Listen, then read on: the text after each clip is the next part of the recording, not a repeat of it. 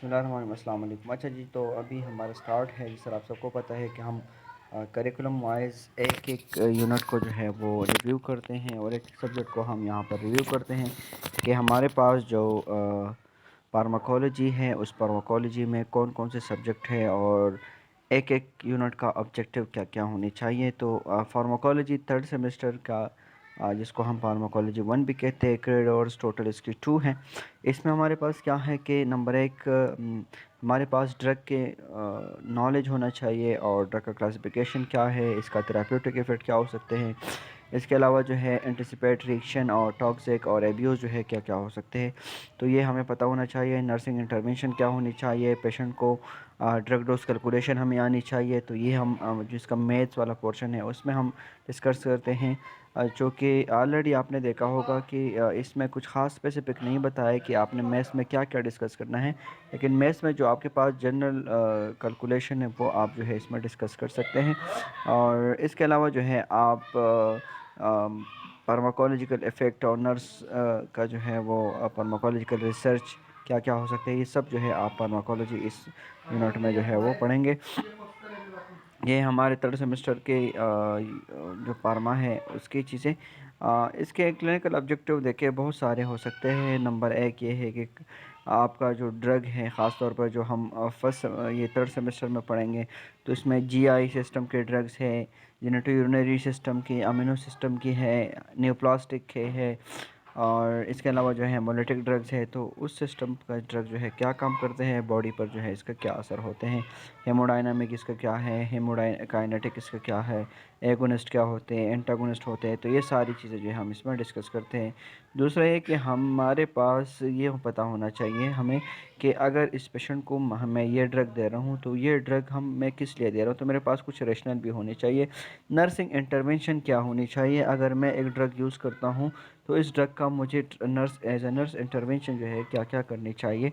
इसके अलावा जो है फैमिली टीचिंग अब रिगार्डिंग टू एनी मेडिकेशन और ड्रग, कोई ड्रग या मेडिकेशन मैं किसी को दे रहा हूँ तो उसके बारे में जो है मुझे नॉलेज भी होना चाहिए और उसको मैं क्या नॉलेज दे सकता हूँ। तो इसी तरीके से जो है बहुत सारे इस तरीके से ऑब्जेक्टिव है जो कि हम पढ़ेंगे। और दूसरा है कि ड्रग डोज कैलकुलेशन, क्योंकि हम एक्यूरेट जो डोज़ है वो हम पेशेंट को एडमिनिस्ट्रेट करें, तो ये हमारे पास होनी चाहिए।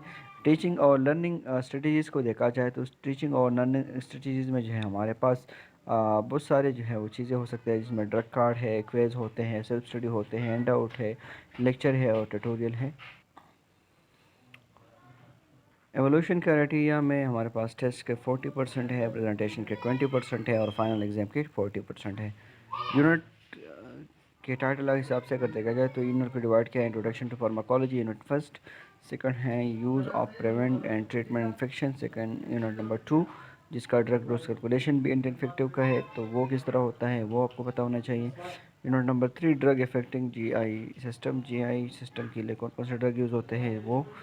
यूनिट नंबर फोर में हमारे पास क्या है, एंटीन्यूप्लास्टिक ड्रग।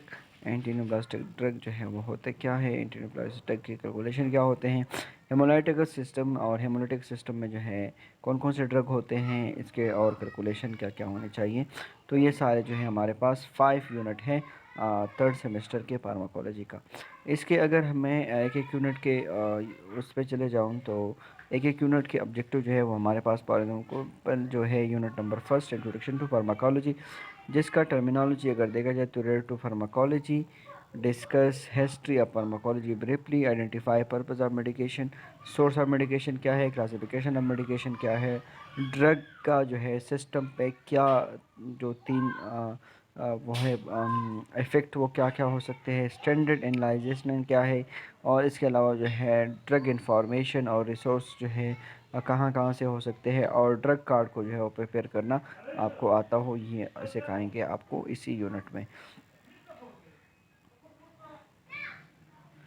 अगर मैं यहाँ बात करूँ सेकंड यूनिट की, तो सेकंड यूनिट में आप देख सकते हैं drug use to prevent and treat infection, anti infective जो ड्रग्स हैं तो उसके बारे में यहाँ पर हैं। यहाँ के ऑब्जेक्टिव तो बहुत सारे हैं, जिस तरह कि आपने देखा होगा gain to understand the type of drug category, drug की कैटेगरी क्या है, प्रिवेंशन क्या है, ट्रीटमेंट इन्फेक्शन किस तरह हो सकते हैं, मूड अफेक्शन क्या हो सकते हैं, थेराप्यूटिक और एडवर्स इफेक्ट क्या हो सकते हैं, प्रिकॉशन और इंटरेक्शन जो है क्या क्या हो सकते हैं।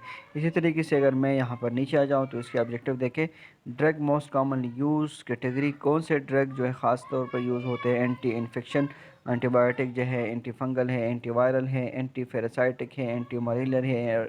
ये जो मुख्तलिफ जरासीम के लिए यूज़ होते हैं, तो वो ड्रग कौन कौन से हैं। इसके साथ साथ जो है briefly discuss action and effect select drugs category. जो ड्रग कैटेगरी मैं सेलेक्ट करता हूँ उसका एक्शन क्या होगा और इसका इफ़ेक्ट क्या होगा हमारे बॉडी पर। इसके अलावा जो है मोस्टली कॉमन ड्रग जो है कौन कौन सी यूज़ होते हैं, इसकी कैटेगरीज़ क्या है, और पेशेंट को और फैमिली को हम क्या एजुकेशन दे सकते हैं अगर हम किसी पेशेंट को एंटी इन्फेक्टिव ड्रग दे रहे हैं। तो यूनिट नंबर 3 में हम देखें तो ड्रग इफेक्टिंग आप जीआई सिस्टम। जीआई सिस्टम में हमारा कौन कौन से ड्रग जो है वो इफ़ेक्ट कर सकते हैं, जिसका मोड ऑफ एक्शन, जिसका इंडिकेशन, नर्सिंग कंसल्टेशन, ये सब हम यहाँ पर इसी यूनिट में डिस्कस करेंगे। कॉमन सिम्टम और डिसऑर्डर क्या है जिसके लिए हम जीआई ड्रग यूज़ कर सकते हैं, यूजेस क्या है, इफेक्ट क्या है जीआई ड्रग का, क्लासिफिकेशन और एक्शन क्या हो सकते हैं।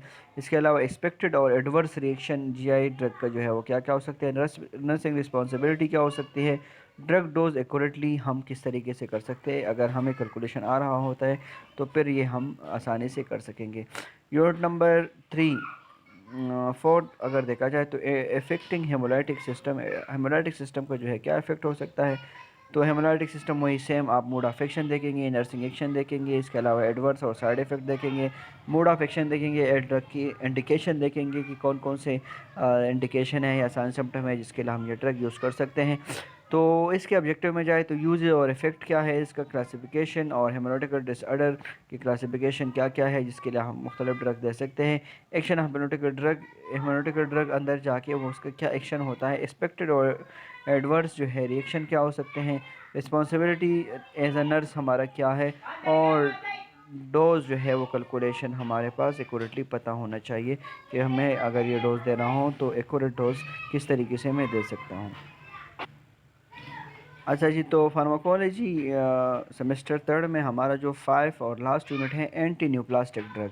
तो एंटी न्यूप्लास्टिक ड्रग है क्या, इसका क्लासिफिकेशन क्या हो सकते हैं, इसका यूजेस और इफ़ेक्ट क्या है, क्लासिफिकेशन क्या है, हेमोलाइटिक ड्रग जो है मोड ऑफ एक्शन इसका क्या है, एक्सपेक्टेड और एडवर्स रिएक्शन क्या हो सकते हैं, रिस्पॉन्सिबिलिटी एज नर्स हमारा क्या होना चाहिए, और एक्यूरेट डोजेस कैलकुलेशन जो है हम किस तरीके से कर सकते हैं। इसके अलावा जो है ये इसके रेफरेंस है, आप सब देख सकते हैं इसके रेफरेंस। अच्छा जी, तो ये इसका रेफरेंसेस है, इससे जो है आप ले सकते हैं। अगर कुछ रिसोर्सेज और चीज़ें चाहिए तो आप यहाँ से अपना रिसोर्सेज जो है ये इस रेफरेंस से ले सकते हैं। उम्मीद रही आप लोग को वीडियो पसंद आया होगा। जहाँ भी रहो खुश रहो आबाद रहो, मिलते हैं एक नई वीडियो में, जब तक के लिए अल्लाह हाफिज़।